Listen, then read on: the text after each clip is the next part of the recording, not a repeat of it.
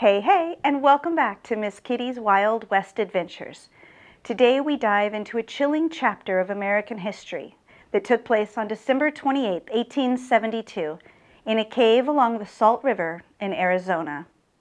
Get ready to be immersed in a tale of tragedy and resilience as we take a look back to the tragic events of that day.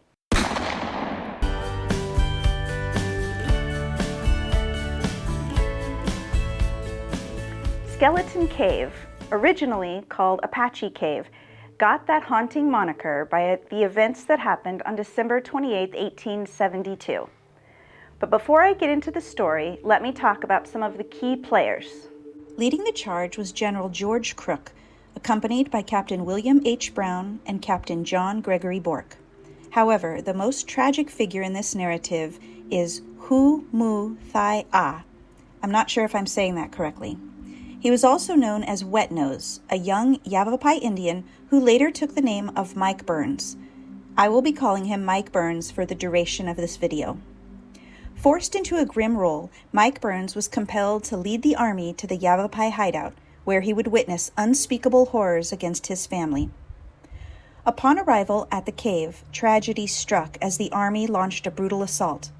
Mike Burns watched in horror as his family, including his father, siblings, and grandfather, fell victim to the merciless onslaught. It was a massacre that would scar the land and its people forever. To understand the context of this massacre, we must explore the history of Fort McDowell. Established in September 1865, this fort stood as a bulwark against the fierce Apache tribes that roamed the Salt and Gila River valleys.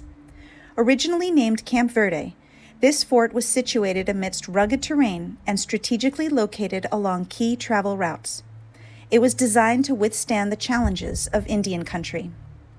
From its inception, Fort McDowell played a pivotal role in the conflict with the Apache, serving as a launching point for numerous expeditions aimed at subduing the indigenous tribes. It became the focal point of General George Crook's Tonto Basin campaign in the early 1870s, marking a period of intense military activity in the region.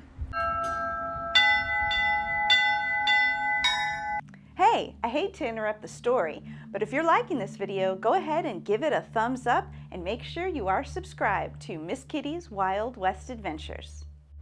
During the winter of 1872 to 1873, the fort orchestrated a series of strategic maneuvers, deploying 9 detachments equipped with Apache scouts recruited from reservations.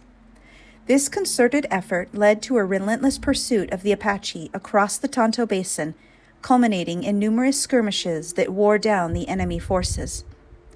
The most decisive victory came during the Salt River Canyon Battle in December of 1872, when 2 companies of the 5th Cavalry, supported by 30 Apache scouts, ambushed a band of over 100 Yavapai attempting to emerge from a cave deep within the canyon. What ensued was a violent clash that left over 75 Yavapai dead and many more captured. These Yavapai included men, women, and children, including the family of the Yavapai child, Mike Burns. It wasn't until the 1930s that the cave was rediscovered and given the grim name Skeleton Cave, after what was found within its walls.